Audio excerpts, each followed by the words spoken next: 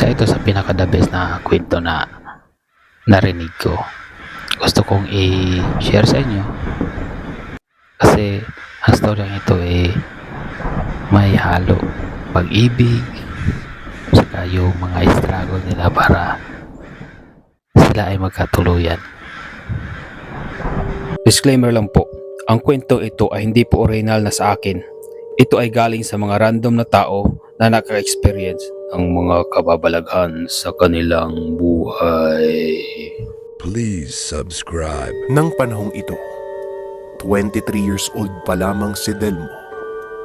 Kasagsagan nito ng pag-harvest ng mga nyog sa kanilang lupain upang gawing kopra. Kung maitatanong nyo kung bakit, ito kasi ang gawain ng kanilang pamilya sa tuwing ika-4 ng buwan sa pagmamay-aring lupain na napapaligiran ng maraming puno ng nyog. Meron din silang koprahan. Ito yung malaking pugon kung saan niluluto ang kopra para mas madali itong matuyo at hindi na kailangan pang ibilad. Kahit abala si Delmo, nagagawa niya pa ring bumisita sa bahay ng babaeng gusto niya. May nakatirang matanda at isang dalaga na itago na lang natin sa pangalang Atalina. Gusto kasi ito ng binata. Maputi, balingkita ng katawan at napakaganda ng hugis ng muka. Sumisimple ang binata ng tambay sa gilid ng kalsada. Tinatanaw niya ang dalaga at kinakawayan. Sumasagot naman si Atalina na siyang ikinakatawa ng binata. Asa na ba to si Delmo? Ay naku, itong batang to. Hoy anak, ano bang ginagawa mo riyan? Maraming haakuting nyog. Wika ng Tatay Andres. Nga pala, sa mismong lupain naroon din ang bahay nila Delmo. 2 palapag ito. Gawa sa semento ang ilalim at ang itaas naman ay kahoy. Ang silid ng binata ay nasa itaas, na kung saan dito niya tinatanaw ang dalaga. Kitang-kita sa bintana niya ang buong paligid ng tindahan nila Atalina. Isang palapag na bahay na gawa sa kahoy na may bubong na pawid. Sandali lang tay, nariyan na po. Pasensya na po Wika ni Delmo habang pabalik sa kanyang ginagawa. Ay nako, nagkagusto ka sa dalagang nakatira dyan ano? Nako ka, misteryoso pa naman ang pamilya nila. Hindi mo lang alam Ay nako basta, huwag kang lalapit sa kanila. Wika ni Tatay Andres. Napakunot naman ang mukha ni Delmo. Nagtataka ang binata sa mga sinabi ng tatay. Matapos niyang maasikaso ang pagkukopra, nagpunta uli si Delmo sa bahay ng dalaga. Subalit pansin niyang tila walang tao doon sa bahay. Nagpalinga-linga ang binata hanggang sa nakita niya ang maglola na naroon sa nipahan. Nasa kabilang parte ng kalsada, namumulot ng mga tuyong tangkay ng nipa. Nang sandaling ito ay malapit ng magtakip silim. Umupo ang binata sa tindahan ng tuba at pinagmasdan ang dalaga. May mga nakatambay doon sa tindahan. Mga lasing na ito at tumitingin din kay Atalina. Nakikinig lang ang binata sa mga pinag-uusapan nito. Pare, napakaganda ng apo ni Aling Susan no? Teka, nasan ba yung mga magulang yan? Wika ng isang lalaki. Ewan ko. Balita namatay daw yung ama ni Atalina. Pero ang ipinagtataka ko, bigla na lang nawala yung ina. Hoy, napagalaman ko, ito daw yung 2 aswang na nahuli dun sa may Zamboanga. Pinatay ng mga rebelde tapos sinunog yung katawan. Bakit alam ng asawa ko? Pinsan niya kasi yung nanay ni Catalina at nawaan daw ng pagiging aswang. Hindi naman sa nagbibintang pero pre, minsan nakita ko si Aling Susan na nasa kabilang baryo. Isipin mo, madaling araw tapos ang sabi, kumukuha lang daw ng malunggay. Naku, pambihira naman no? Tugon ng isa pang lalaki. Teka pre, kaya pala weirdo nung pagkilos ng matandang yan.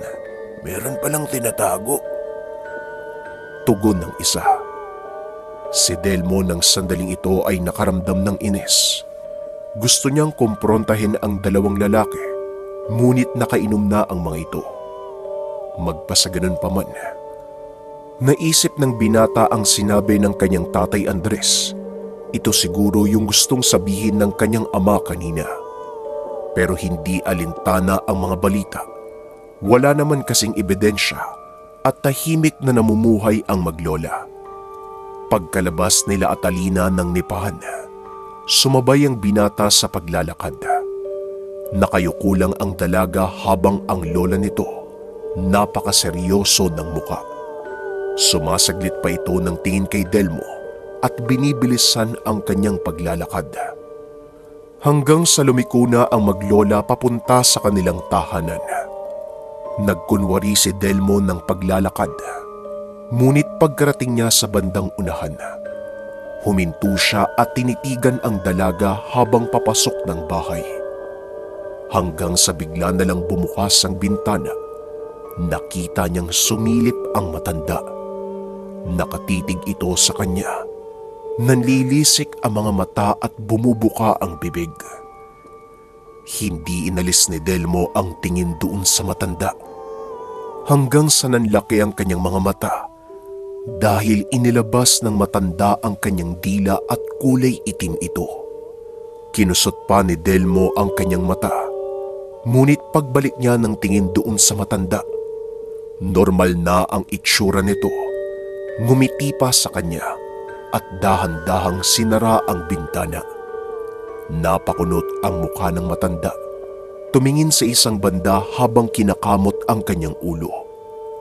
Umuwi na lang si Delmo at inisip na guni-guni lang ang kanyang nakita. Isang linggo ang lumipas. Inangkat na ang kanilang kopra at dadalhin na sa lungsod. Sumama naman si Delmo dahil nais ng binata ang mamasyal. Marami kasi ang magandang lugar doon sa Surigao. Isa na dito ang tanyag na pasyalan malapit sa dagat. Naglalakad si Delmo sa gilid ng kalsada, tumitingin sa buong paligid hanggang sa nakita niya si Atalina. Nakatayo ito sa gilid ng seawall.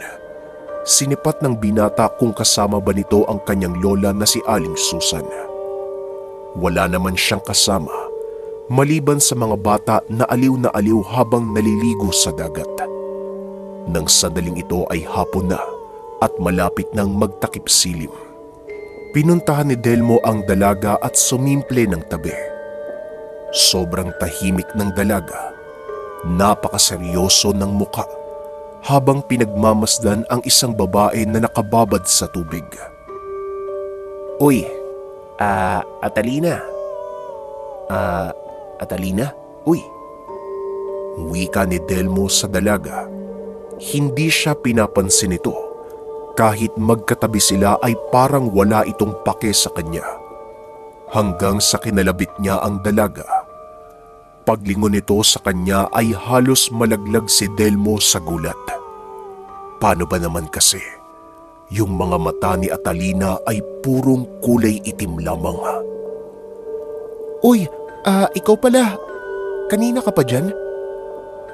Bungad ni Atalina. Nakailang ulit ng pikit ng mata si Delmo. Muli niyang tinignan ang mata ng dalaga hanggang sa napansin niyang unti-unti itong bumabalik sa normal. Teka. Bakit kulay itim yung mata mo kanina? Anong nangyari? Wika ni Delmo. Ano bang sinasabi mo? Lasing ka ata eh. Paano magiging itim yung mata ko? Baka nasilaw ka lang sa araw. Nga pala, ano bang ginagawa mo dito? Tanong ng dalaga. Napakunot naman ang mukha ng binata. Hindi siya maaaring magkamali sa nakita. Ngunit nang ngumiti si Atalina, nanlambot ang tuhod ni Delmo dahil sa ganda nito. Napayuko na lang si Delmo at sinabing huwag siyang ngitian. Natawa naman si Atalina at sinabi nitong kung ano daw ba ang problema kapag ngumingiti siya. Kasi ang ganda mo kaya nahihiya ako. Pero itim talaga yung mata mo kanina eh. Di bale baka nga nasilaw lang ako. Pero namamasyal ako. Nabigyan kasi ako ng pera ni tatay pagkabenta namin ng kopra. Ikaw ba? Napapasyal ka din dito? Tanong ng binata. Dito nagpapahangin lang para kahit papano mabawasan yung problema. Bigla ko kasing naisip yung mga magulang ko eh. Sabay silang namatay, kaya mabigat. Hindi pa din nauuwi yung bangkay nila eh. Wika ng dalaga. Kumabog ang dibdib ni Delmo. Inisip niyang totoo ang sinasabi ng mga nag-iinuman. Sabay ang pagkamatay ng magulang ni Atalina. Tinanong ng binata kung saan ito namatay upang siguraduhin kung aakma ba ang sasabihin ng dalaga sa mga bintang na sinabi ng lasing. Ngunit ang paliwanag ng dalaga, nadisgrasya ito sa barko noong 1987. Nalaman ng binata na hindi sa Zamboanga namatay ang magulang ni Atalina.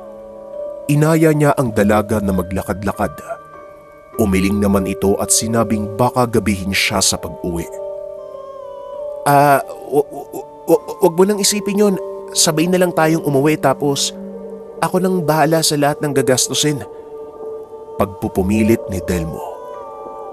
Sige, pero ayokong maglakad-lakad eh. Kung gusto mo, dito na lang tayo. Mungkahi ng dalaga at hindi naman na nagsalita pa si Delmo. Tumangulang ito kasabay ng pagngiti. Umupo sila sa seawall at nag-usap. Habang nagkikwentuhan, napansin niya ang dalaga na tila hindi maayos kausap at panay ito ng tingin doon sa babae na nakalublob sa dagat. Hanggang sa umahon na ang babae sa dagat. At dito na napansin ni Delmo na buntis ang babaeng iyon.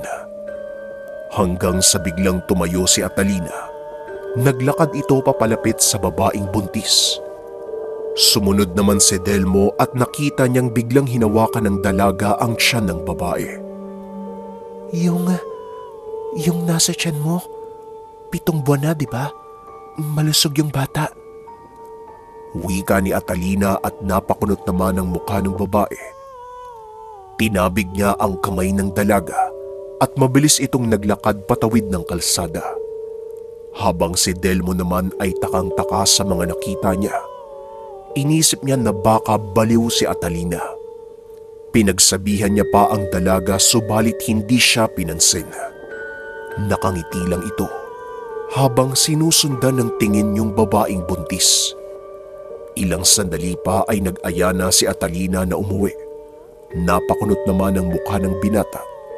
Tumingin sa isang banda at nag-isip ng malalim. Hindi ka ba sasabay sa akin? Diyan ka lang ba? Sige na, mauuna na akong umuwi sa'yo. Wika ni Atalina habang naglalakad papalayo. Kaagad namang sumunod si Delmo. Gabi na ng sandaling ito at wala silang kibuan. Pagkarating nila sa sakayan ng tricycle, inakala noon ni Delmo na sasakay din ng dalaga, ngunit dumiretso lang ito ng paglalakad. Tinawag pa siya ni Delmo, subalit hindi lumilingon si Atalina, kaya naman sumunod ang binata kung saan ito papunta. Hanggang sa lumiko si Atalina sa isang banda, binilisan ng binata ang paglalakad at pagkarating niya sa lugar, hindi niya nakita si Atalina. Bigla na lang itong naglaho. Isang madilim na daanan ito at napapaligiran ng mga malalaking puno ng bakaw. Napakamot na lang sa ulo ang binata. Inisip niya na baka may dadaanan ng dalaga na isang kamag-anak o hindi kaya kaibigan. Pagkarating ni Delmo sa kanilang eskinita, mabilis siyang naglakad habang binabaybay ang maliit na tulay at tinitignan niya ang bahay ng dalaga. Nakita niya ang lola nito na nakadungaw sa bintana at parang may kinakausap. Pagkarating niya sa tapat ng tahanan, nanlaki ang kanyang mga mata dahil ang kausap ni Aling Susan ay walang iba kung hindi si Atalina. Takang-taka noon ang binata. Nauna pang dumating ang dalaga sa kanya. Dali-dali siyang naglakad pa uwi hanggang sa nakita niya ang kanyang tatay na nasa labas ng bahay Humihit-hit ito ng tabako. Oh, ginabi ka ata. Kumain ka na lang dyan sa loob, may pritong isda at paksiw. Sige na. Bungad ng kanyang tatay at hindi naman kumibo si Delmo. Subalit napansin ng tatay niya na balisa ang kanyang muka. Kaya naman tinanong nito kung ano ang problema. Kasi tay, baka po magalit kayo. Si Atalina po kasi, nagkita kami kanina doon sa may seawall. Sabay dapat kaming uuwi tapos naglakad lang siya. Nagulat ako, nauna pa siya sa aking dumating dito sa lugar. Saka parang baliw si Atalina. Biruin mo tay, hinawakan niya yung tiyan ng buntis doon sa may dagat. Wika ni Delmo. Sinabi ko naman sa'yo na umiwas ka sa babaeng yon. Aswang ang pamilya nila. Nababanguhan ng dalaga doon sa tiyan ng buntis dahil sa bata. Nako, kinakabahan ako anak ha. Huwag na huwag ka na uling lalapit sa dalagang yan at baka mayanggaw ka pa. Pagpapaliwanag ni Tatay Andres, hindi naman kumibo ang binata. Nakakunot ang kanyang mukha habang tinatanaw ang bahay ni Atalina. Sa totoo, may hinala na ang binata. Nagbubulag-bulagan lang siya dahil meron siyang matinding pagkagusto sa dalaga. Nagpatuloy si Delmo sa kanyang ginagawa. Sumisimple siya ng daan sa bahay ni Atalina. Nagkukunwari siyang kumukuha ng panggatong. Hanggang sa nakita niya ang dalaga na naliligo sa gilid ng banyo. Napatalikod si Delmo dahil halos hubot-hubad ang dalaga. Bakat ang kanyang katawan sa suot niyang saya. Nagtayuan ang balahibo ni Delmo. Sumaglit siya ng tingin at nakita niyang nakatitig sa kanya si Atalina. Nakangiti pa ito. Naanimoy walang pake habang nasa malapit si Delmo. Uuwi na sana ang binata, ngunit bigla siyang tinawag ni Atalina. Huy, saan ka pupunta Delmo? Huwag kang mahiya. Ayos lang, hindi ako magagalit. Wika nito. Nanlaki ang mga mata ng binata at marahang lumingon sa dalaga. Nakita niya itong papalapit sa kanya habang binubuhusan ang katawan ng tubig. Napalunok ng laway si Delmo dahil iba ang pakiramdam niya dito. Nakita niya ang alindog ng katawan ng dalaga hanggang sa bigla siyang pinisikan ng tubig. Sabay tawa at balik sa kanyang pwesto.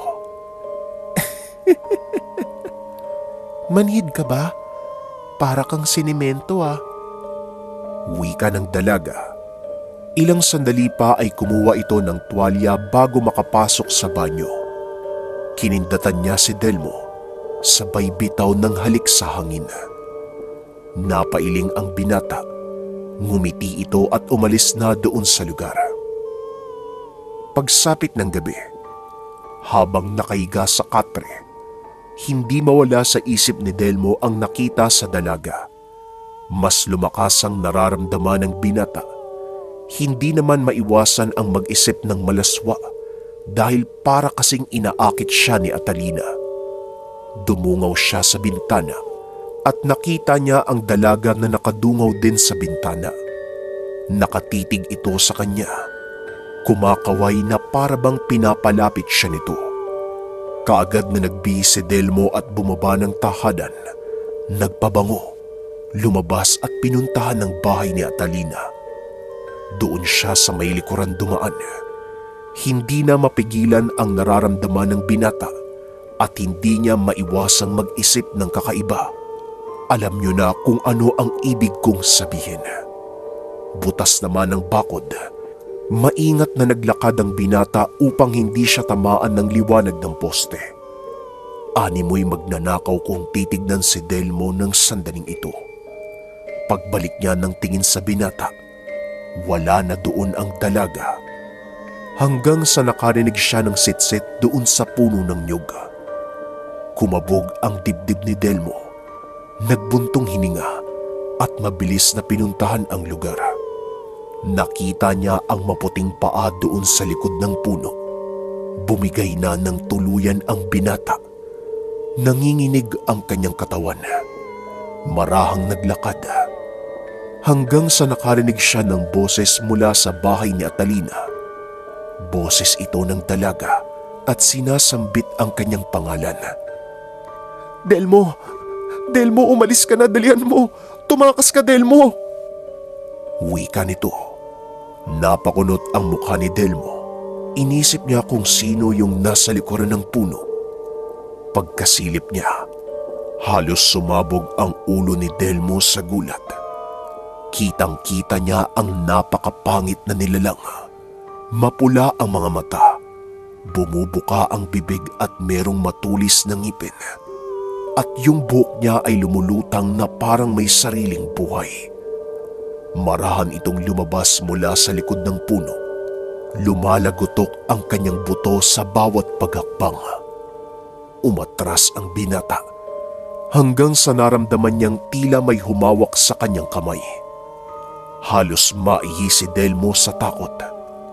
Pagkalingon ng binata, si Atalina ito at hinihila ang kanyang kamay kasabay ng pagbuka ng bibig. Pero wala naman siyang boses na naririnig. Hanggang sa sinampal siya ng dalaga at dito na natauhan si Delmo. Dalian mo, umalis ka na.